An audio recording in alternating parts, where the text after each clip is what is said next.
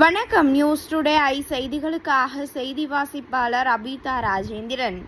பாஜக இந்திய தேசத்தை தூண்டலாம், ஆனால் தமிழ்நாட்டை ஒன்றும் செய்ய முடியாது. தமிழ்நாடு தனி காட்டு ராஜா, எங்களை ஒன்றும் செய்ய முடியாது. 10,000 கோடி கொடுத்தாலும் தமிழகத்தில் இந்தியை திணிக்க முடியாது. எங்களுக்கெல்லாம் திமிர். பெரியார், அண்ணா, கலைஞர், முத்துவேல், கருணாநிதி, ஸ்டாலின், இந்த இயக்கம், இந்த திமிர் இருக்க வரைக்கும் எங்களை யாரும் ஒன்றும் செய்ய முடியாது. நாங்களாகத்தான் இருப்போம். மாத்தூரில் மாதந்தோறும் 200 மூத்த குடிமகளுக்கு நலத்திட்ட உதவிகளை தொடங்கி வைத்து ராசா பேச்சு. துணை முதலமைச்சர் உதயநிதி ஸ்டாலின் பிறந்தநாளை முன்னிட்டு மாதந்தோறும் 200 மூத்த குடிமகளுக்கு நலத்திட்ட உதவி திட்டம் தொடங்கப்பட்டது. மாதவரம் பகுதி செயலாளர் நாராயணன் தலைமையில் மாத்தூர் பகுதியில் நடைபெற்ற பொதுக்கூட்டத்தில் நாடாளுமன்ற உறுப்பினர் ராசா பங்கேற்று பொதுமக்களுக்கு நலத்திட்ட உதவிகளை வழங்கினார். பெண்களுக்கு தையல் இயந்திரம், மாற்றுத்திறனாளிகளுக்கு 3 சக்கர வண்டி, கல்வி உதவித்தொகை என 2000 பேருக்கு நலத்திட்ட உதவிகள் வழங்கப்பட்டன. கூட்டத்தில் கலைஞர் சிலையை மாலை அணிவித்து இளைஞர்கள் தூக்கி வந்ததை பொதுமக்கள் கையெடுத்து கும்பிட்டு வரவேற்றனர்.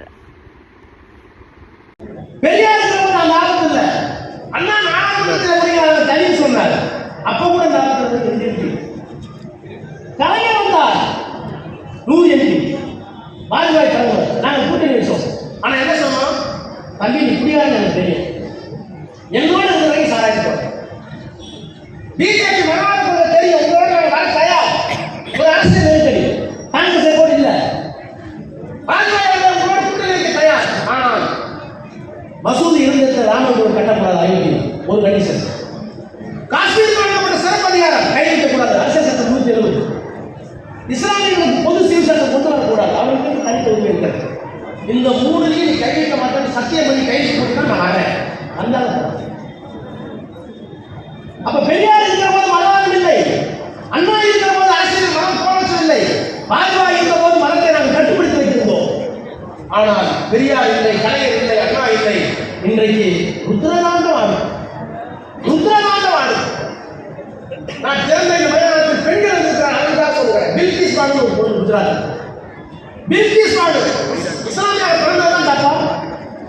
நான் என்ன வடக்கு போறேன்னா, நான் ஆந்திராவுக்கு போறேன். சுதந்திர மனு போட்டாரா? நம்பியா பண்ணுவது புலங்காய போட்டே மனு, நீ பாட்டியா மனு? இந்த ஜாதி தான் பண்ணுவது. எங்களை கேட்காம போட்டப்பட்ட ஜாதி. கல்வி நான் கற்றுக் கொண்டது, பணம் நான் சம்பாதிக்கிறது, ஒடுக்கம் நான் சம்பாதிக்கிறது. சாதி வழி நான் நம்பரில் எவன்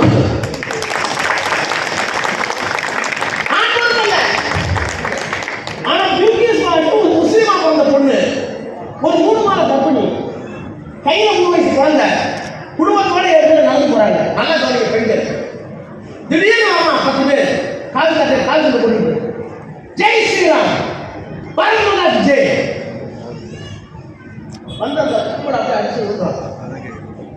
அந்த பொண்ணை மட்டும் அடிச்சு போறாங்க. அந்த குழந்தை அவங்க என்னை விட்டு நான் கலந்து அம்மா 3 மாச கர்ப்பிணி. அந்த குழந்தைய தூக்கி 3 வயசு குழந்தைய காலை பிடிச்சி தூக்கி செதற்கால வைக்கிற மாதிரி ஒரே அடி பாருங்க. மண்டை சுற்றுலா போச்சு. ஐயா குழந்தை சொல்றீங்கன்னு கேட்டம்மா. அந்த அம்மாட்ட சொல்றாங்க, அந்த குழந்தை என்ன நீங்க கலைஞர்னு சொல்லி மலையாள கூட்டிட்டு போய் 5 பேர் கற்பழிச்சு. 5 பேர் கற்பழிச்சான். ரெட்டை ஆயுதங்களை கொடுத்தாரு. அந்த ஆயுதங்களைய மோடி அரசாங்கம், மோடி முதலமைச்சராக இருந்த குஜராத்தில் அவர் பிரதமராக இருக்கும் போது, இன்னமும் இவருடைய ஆளுநர் முதலமைச்சராக இருக்கும் போது அமைச்சரவையை கூட்டி இந்த கொலையை செய்தவர்கள் பிராமணர்கள், தேசத்துக்கு உள்ளவர்கள், அந்த தண்டனையை குறைத்து விடலாம், விடுதலை செய்யலாம். விடுதலை பண்ண உச்சநீதிமன்றத்துக்கு தாங்கல. என்னடா அயோத்தியில் ஒரு காட்டு அடிக்கணும், ஒரு இஸ்லாமிய பிறந்ததுக்காக ஒரு பொண்ணை நடு ரோட்டில் கற்பழிச்சு அந்த குழந்தைய கொண்டிருக்கீங்க. கேட்டா நல்லா பிராமணர் உங்க தீர்ப்பு ஒத்துக்க முடியாது. ஒரு தீர்ப்பு போட்டாங்க. இந்த கொடுமையை ஆதரித்த இயக்கம் மோடியோட இயக்கம் பிஜேபி. இதை யார் கத்தி கேட்கறது? நாடாளுமன்றத்தில் இது ஒண்ணு இல்லைங்க. இவ்வளவு எப்படி நாடாளுமன்றத்தில் கனிமொழியும் பேச சொல்லு, டிஆர் பாலு பேச சொல்லு,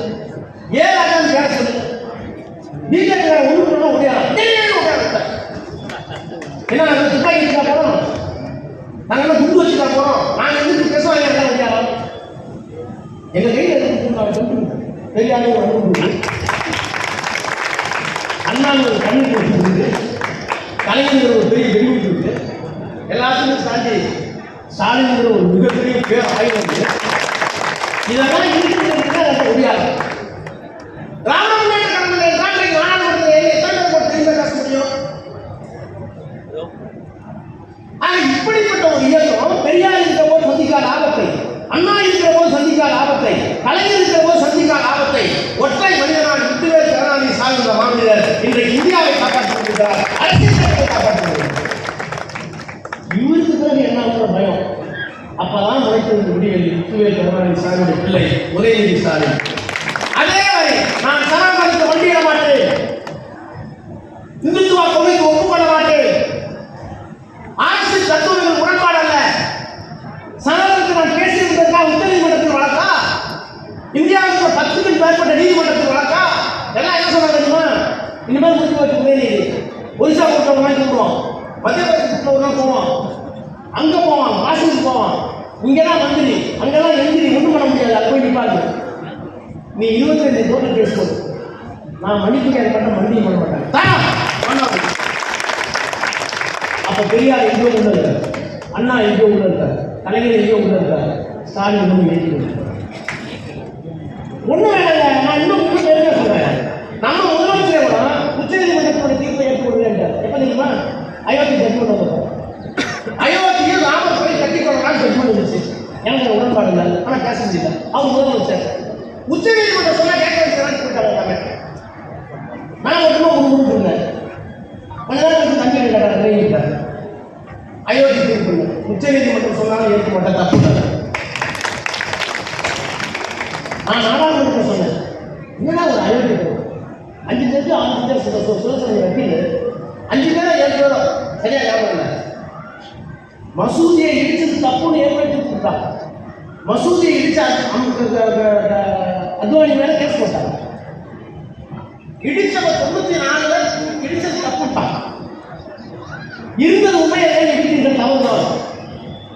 அப்புறம் 10-20 வருஷம் கழிச்சு அங்க கோயில் கட்டினாங்க. ஒரு ஜட்மெண்ட் வருது. நான் வக்கீல், சுதந்திரம் 2 ஜட்ஜ் இருந்தா, 3 ஜட்ஜ் இருந்தா, 4 ஜட்ஜ் இருந்தா 2 தான் வரும். சுதந்திரம் சொல்ல சரியாக சொல்றோம். 3 ஜட்ஜ் இருக்காங்க ஒரு பெஞ்சில்.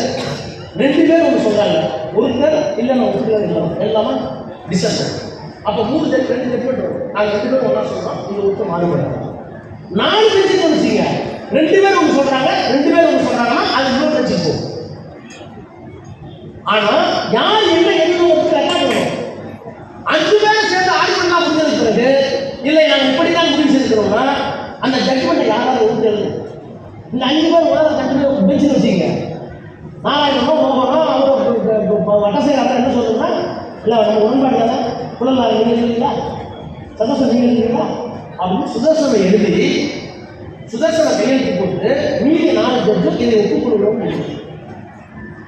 ஜட்மெண்ட் யார் எழுதுன்னு தெரியணும், அப்புறம் தான் உங்களுக்கு கைது போடணும்.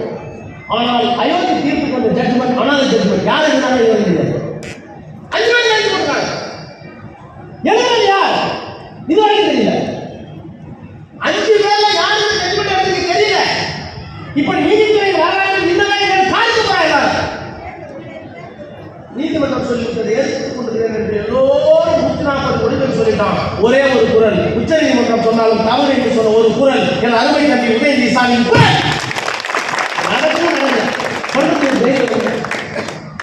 எனவேதான் சொல்கிறேன், இந்த ஆட்சி மீண்டும் வருவதற்காகவும் அது இங்கெல்லாம் இந்தியாவில் இருக்கிறார்களோ அதெல்லாம் வருவ வந்தால் தான் நாட்டை காப்பாற்றலாம், மொழியை காப்பாற்றலாம், கிறிஸ்தவர்களை காப்பாற்றலாம், இஸ்லாமியை காப்பாற்றலாம்.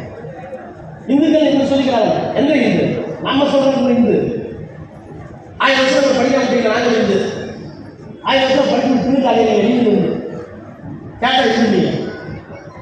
இந்த பாமர இந்துக்களுக்காக படிக்காத இந்துக்களுக்காக 2000 ஆண்டுகள் பயிரிட்டுக் கொண்டிருக்கின்ற எல்லாவற்றையும் வந்திருக்கிற இந்துக்களுக்காக போராடுகிற இயக்கம் இந்த இயக்கம். தாழ்த்தப்பட்டவர்களுக்கு, பிற்படுத்தப்பட்டவர்களுக்கு, கிறிஸ்தவர்களுக்கு, இஸ்லாமியர்களுக்கு, மொழிச்சிறுபான்மை மக்களுக்கு போராடுகின்ற இயக்கம் இந்த இயக்கம். இந்த இயக்கத்தினுடைய தத்துவம் சித்தாந்த கொள்கையை நிறுத்தி போகாமல் இருக்கிற ஒரு மாபெரும் இளைஞனை நாம் தூக்கி சேர்க்க வேண்டும்.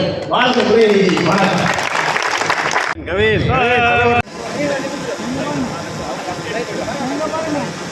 சார் சார் சார் அஹமது பாய்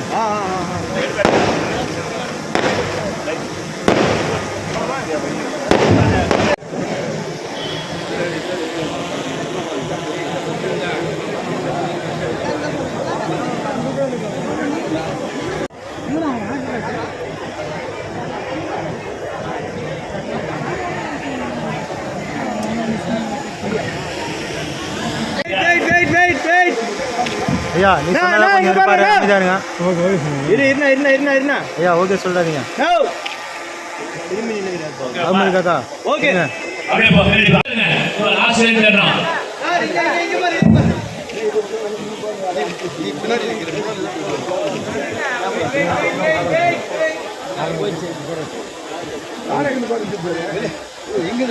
அப்படி எந்த சைடு ஆதித்தனாளி சகோதரர்கள் போயிடலாம்